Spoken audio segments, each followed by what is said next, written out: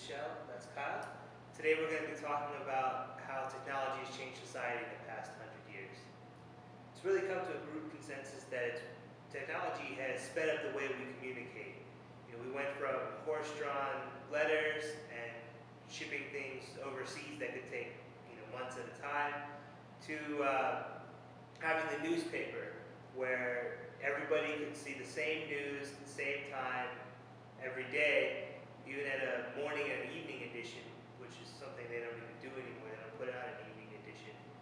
To then having the radio, where there was scheduled programming and news came on at a certain time, and everybody would gather around and see what was going on in the world. And then they had television, which is just the radio, but with images, still scheduled programming. You see the news, the 6 o'clock evening news, and then other creative outlets in between, to go into something like the internet, where you could access the news at any point, at any time, as long as you had a signal. As we had the internet, we had an in-home PC, and then to a laptop. Then IBM came out with the first smartphone, which you could have multiple apps. It's in your pocket. You can go anywhere, do anything. And now things like Google, Facebook, Twitter, and even former newspapers just switching to an online format. You can have your news and contact anybody, anywhere around the world at any time, wherever you are. It's just instantaneous. Yeah, I think that if we were going to talk about one thing that technology has really influenced, then it has to be communication. Yeah. Just like, what you just said about how communication kind of used to be about everybody getting information from the same kind of source or almost at the same time, like sitting around listening to a radio broadcast. But, technology has afforded us the freedom to get information whenever we want now. Kind of become about instant gratification. Whether, it's finding the news on your iPhone or even talking about social media and communication with your friends and peers. Everybody's really kind of become into the here and now, and how quickly can they get their information and communicate with one another. Awareness of space has changed so much because of how technology has driven you to act within social spaces now. A good example of that is perhaps even the MGM lobby, and how kind of social media and technology has started to creep into our collaborative spaces. And that checking into MGM now becomes about interacting with this Twitter wall, and can you get on the Twitter wall, and what can you say so that everybody can see? And it's no longer about standing in that space and maybe potentially viewing the architecture or people watching, but now it's about standing in that space and getting on your phone and trying to come up with something clever that might be projected for everybody else to see. But the funny thing is, who's really looking at it, because most people are on their phones.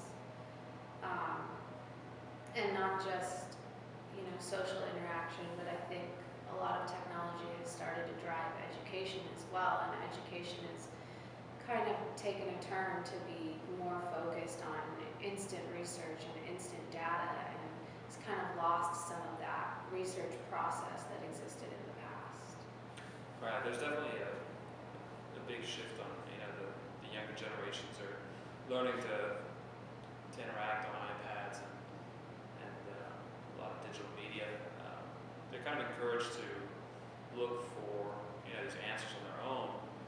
And, there's a lot of benefits that come with technology, but on the opposite end of that,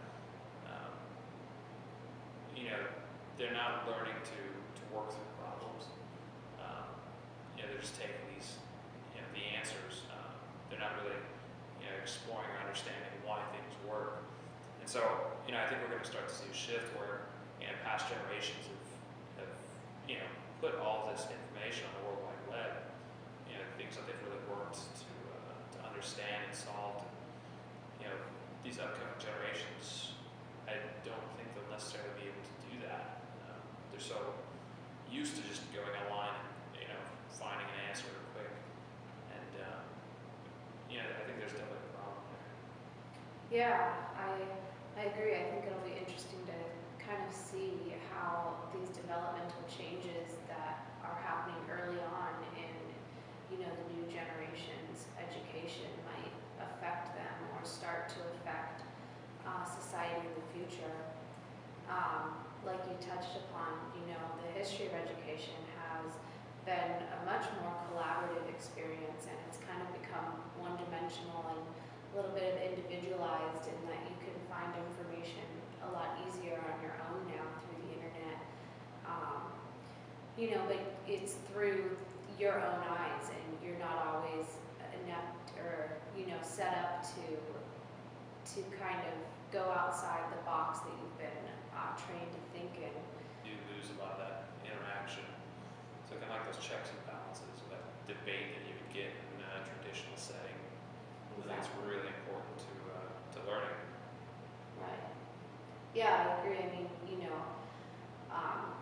everything, you know, including ourselves, is kind of better from, like you said, a collaborative experience. So, you know, everybody and everything is born with certain limitations, and, you know, that's kind of why you hire so many different types of personalities and so many different, you know, cross professions into certain offices, is because those unique experiences that make up that individual come together to kind of form what can be your best version of something. One person that I think is kind of pushing the envelope with that is Bruno Latour, and his new book, I believe it's called An Inquiry into the Modes of Existence. And you know, you can read his book online, and he has it set up so that you can actually interact and collaborate with others, almost like he had a good name for it. It's like a sophisticated blog. A sophisticated blog, or like a blog on steroids, if you will, where, you know, people can highlight interesting ideas and contribute in various ways, whether it's to form their own links or just leave commentary. And so it kind of becomes about this collective experience of how people are interpreting his theories that he's writing about. And I think that's, you know, one thing that our author, Sanford Quinter, really kind of focused on as well, is that, you know, for all the benefits of technology, you have to realize that there are some consequences, and one of those perhaps being that it is one-dimensional, very individualized, and that you lose kind of your sense of collaborative spirit and collaborative learning, and you need to kind of find a balance with that and exist in equilibrium with that, so that we, you know, continue to grow and innovate